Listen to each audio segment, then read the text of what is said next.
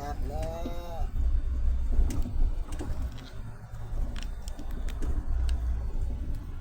หมู่บ้านอยู่หอพันนี่ครับ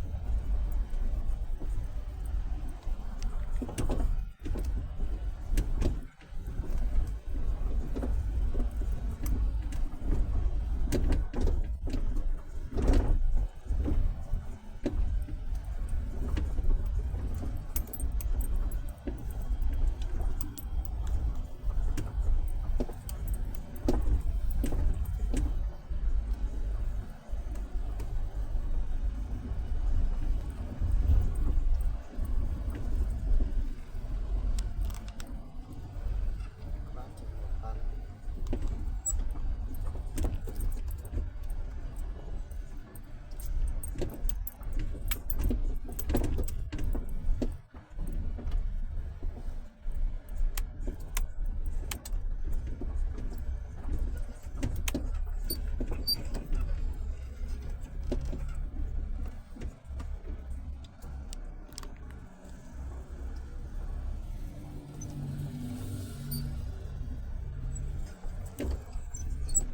อันนี้จักซื้อบ้านอย่างรู้ยังบ่ฮู้เทื่อเดียวไปฮอดเลยฮอดป้ายแล้วสิอ่านให้ฟังว่าบ้านอยู่แก่หัวพันเด้อ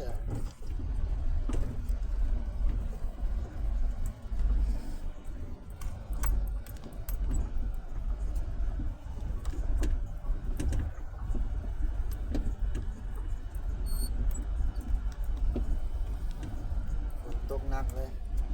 ตอนนี้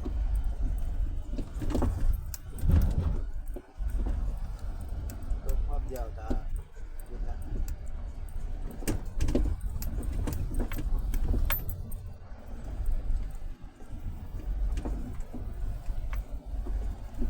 ่แม่นบ้านถ้ำลาเหนือถ้ำลาเหนือแขวงเมืองเฮียมเมืองเฮียมแขวงหัวพันพัฒนาเป็นหลายเกิดละ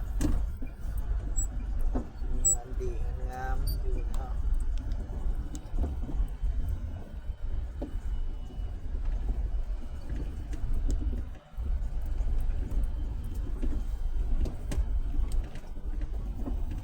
จุดหนึ่งก็อยู่นี่จุดหนึ่งก็ยังอยู่นี่แล้วนะจุดหนึ่ง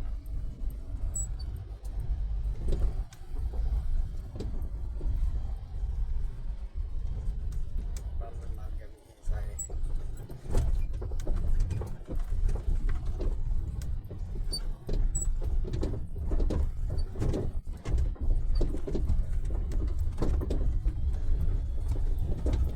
นตกในนี้รถเฮาบ่เคยย่านลุยอย่างเดียวรถเฮานะ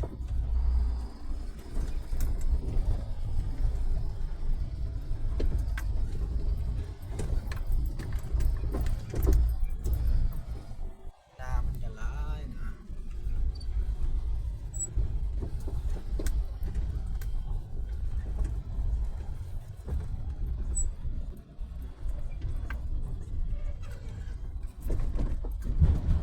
ส่วนทำลาเหนือ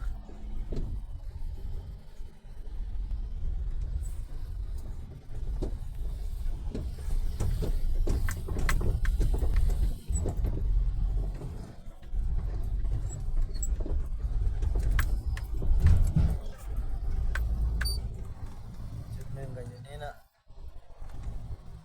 น่าจะจุดนี้น่าจะเป็นหมู่บ้านเก่าที่เขาจุคนเก่าเขาอยู่จุใหม่ก็จะอยู่บนท้ายบนนั้นนะ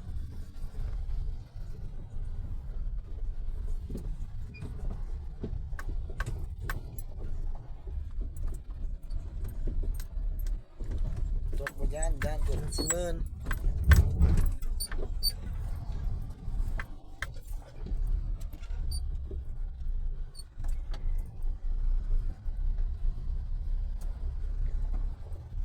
บ้าน